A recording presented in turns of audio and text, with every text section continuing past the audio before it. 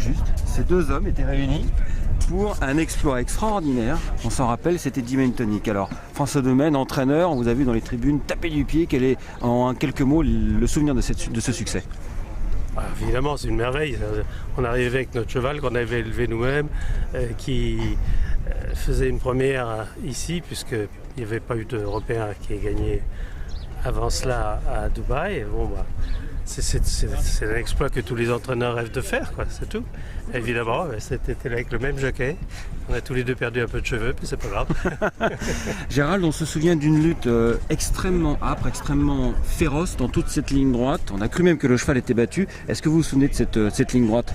Oui, tout à fait, mais c'est toujours un cheval qui avait une aptitude à changer de vitesse assez forte à la fin, et le fait de venir parfois un peu tôt nous a coûté de temps en temps quelques mauvaises surprises. Donc le plus tard était le mieux, et c'est un grand souvenir, c'est beaucoup d'émotions, c'est un plaisir partagé, et on va essayer de faire durer le plaisir. De répéter, donc c'était Ferry King Prawn et Sunline, je me rappelle les grands adversaires.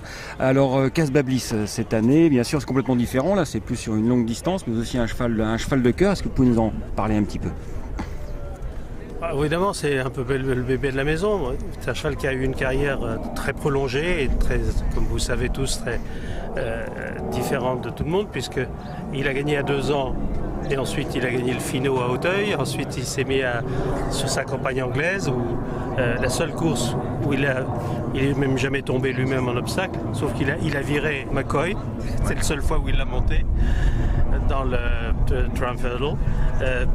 C'est un cheval qui a fait des merveilles en obstacle.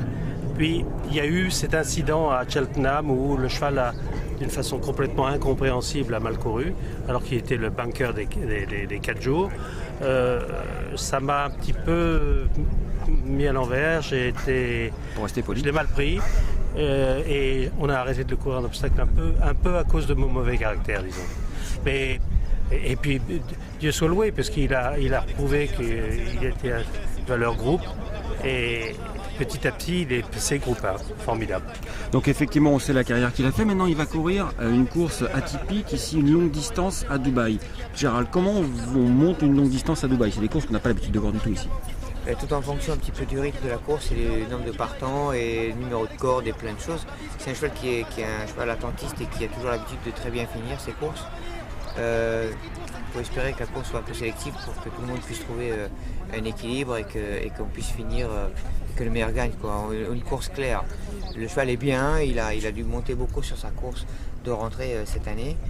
J'en ai un très bon souvenir l'année dernière, il n'y a pas de raison qu'il ne répète pas, il est en pleine forme, il est magnifique. Malgré son mauvais numéro à la corde.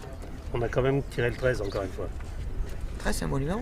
Oui, 13, c'est un bon numéro, d'accord. C'est un numéro de chance, et on espère que 10 ans plus tard, la même équipe va de nouveau triompher. Merci messieurs. C'est gentil. Merci.